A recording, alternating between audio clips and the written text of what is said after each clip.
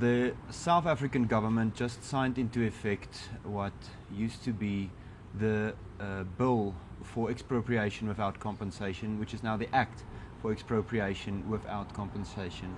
This means that assets, including land, can be legally expropriated while the government pays back a zero value to the rightful owner and then reuse this assets or land for something that they claim to be public benefit. What it means in practice is that land can be taken, whether that be from farmers, whether that be from anyone, and given to whoever the ANC deems worthy. What is Orania's answer to this? With me I have Gawie Snyman. Gawie is the town manager, the head of the Orania Dorpsraad or town council, and we will discuss not only this bill but also the implications for Afrikaners in general and for Orania in specific. What is Orania's reaction to this new bill and this act of communism? Gawie, welcome very much. Thank you, Joost. It's a privilege to be here. Gawie, what is your initial thoughts on this bill? Well, Joost, it doesn't actually come as a surprise. It's been waiting in the wings for a while now. I think the timing came as a surprise just after Trump won, so to a certain extent that was surprising. But I mean, us at Orania knew we're actually in a dispensational crisis, not a governance crisis. And that's why Orania exists. That's why we started Orania. That's why we're building every day on Orania.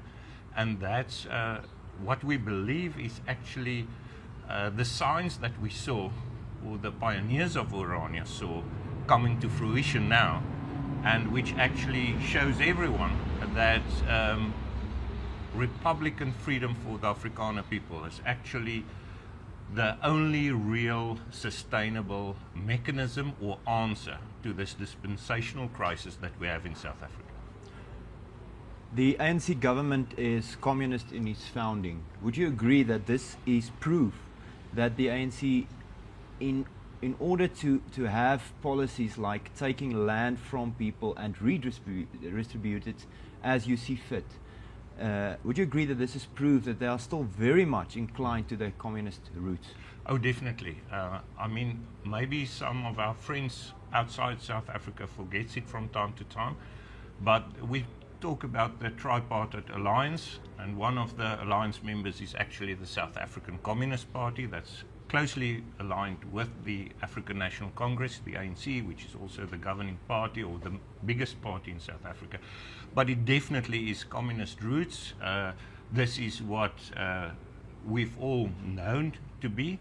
And the revolution, or the communist or socialist revolution, what they call in South Africa the National Democratic Revolution, which is actually a communist revolution, is still in full swing. And sometimes we just pass some of these milestones. And I think this is one of the next milestones that we've passed that's actually showing all warning signs that I want to reiterate this dispensational crisis is coming to a certain logical conclusion, and we need to get the correct answers for the correct problems. We need to identify the true problems, and then we can apply the right medicine. Gawie, the bill, which is now an act, explicitly states that something can be expropriated and a null value or a zero value can be paid as compensation, which is absurd. Yes. But it's a legal technicality which on a very sneaky way has been snuck into to make it possible to take land. What else does this include? What else can the government now take from legal owners? The people that are a bit more enlightened about the legal aspects of it tells me, and I'm sure there's a lot of role players that in the coming weeks will dissect this in all its glory or unglory, if I can put it like that. But we must remember, in terms of the act, property is very wide defined and actually very vague. So it can mean, at this stage people speculate, but it can almost mean anything from shares, money, whatever. Any type of asset you can think of can be included within the definition of property within this new act. How we Afrikaners negotiated from the previous South African dispensation to the current one. They negotiated, and in the 90s there was an agreement that education, Afrikaners should have their own mother tongue education, and that property rights should be respected. Respect for property rights is a basic function of a state. Both of these negotiated terms are now in new laws, thrown to the wind, trampled upon. Both mother tongue education for Afrikaners and the right to decide about your own schooling, and property rights. How should Afrikaners react now? I think first of all I want to say we must remember a communist is a communist is a communist. So what happened during the transitional years into the new dispensation, certain, how can I say, scope was given for private property rights, for mother tongue education and so on. And what they refer to is the balance of forces, and they make certain concessions. Once they get the power and the balance of forces is aligned in a certain way, then they take certain steps. We all know the reference to the communist approach to revolution: 2 steps forward, 1 step back, 2 steps forward, 1 step back. So, but those of us that are enlightened, I want to get back to this, the pioneers of Orania actually foresaw this. This is why Orania was started. What Afrikaners should always keep in mind and bear in mind is that whatever government mechanism through the current dispensation is put in place is merely temporary. As long as that ideology is the driving force behind government, everything is temporary. So you need to think out of the proverbial box. You need to think of a new dispensation, something that changes the whole approach or the whole paradigm within which politics, or how can I say, Afrikaner interests are aligned. You should change the framework. Within the framework, especially because Afrikaners are a minority and there are numbers of other minorities as well, you always delivered over to the whims of the majority. And we must bear that in mind, and the fact that this was signed into law under a so-called government of national unity should also be a canary in the coal mine, to show you that within this dispensation, even when you think you've made some ground in strengthening your base or your position, it's always temporary. And the mechanisms, the checks and balances is not sufficient enough to protect Afrikaner interests in the southern point of Africa. Short answer is also to say that as long as Afrikaners are left in a position where we are left open to the graces of the ANC government, to the grace of communists, to the grace of people that do not have our best interests at heart, we are in trouble. The only way forward, as you legitimately stated right now, is that Afrikaners must pursue freedom. If we do not pursue freedom, we will always, sometimes to a lesser and sometimes to a greater degree, be left to the grace of these people. Definitely. As I said, freedom is what we must strive towards, and I want to emphasize Republican freedom. There's various degrees of freedom. To a large extent, we already experience large extents of freedom. But what this just shows is even this freedom that we have can always be threatened if we don't proceed on the road of self-determination up to the point of what we in Orania call Republican freedom. Absolutely.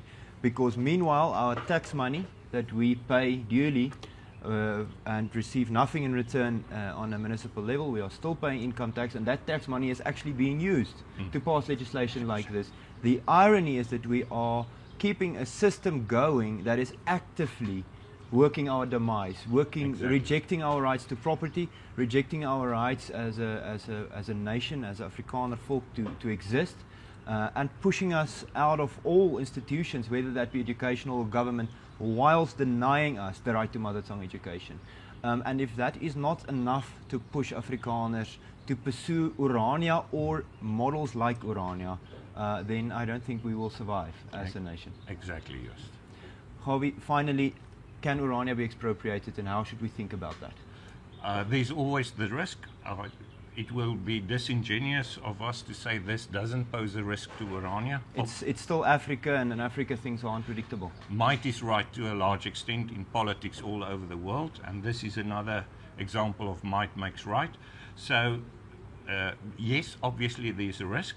The question with regards to the risk is, are we a soft target or are we a hard target? Now, we would say here in Urania, we're not a soft target, we're a hard target. We've got good international relations.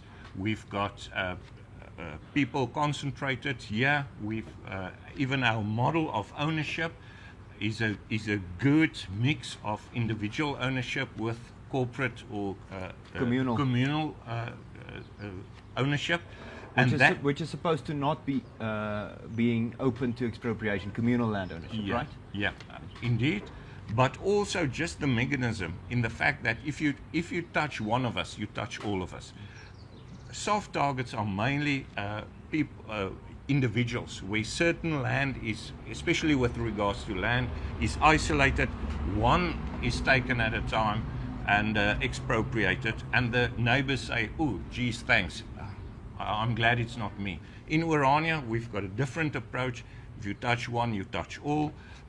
And then we've got institutions built to protect us legally and physically.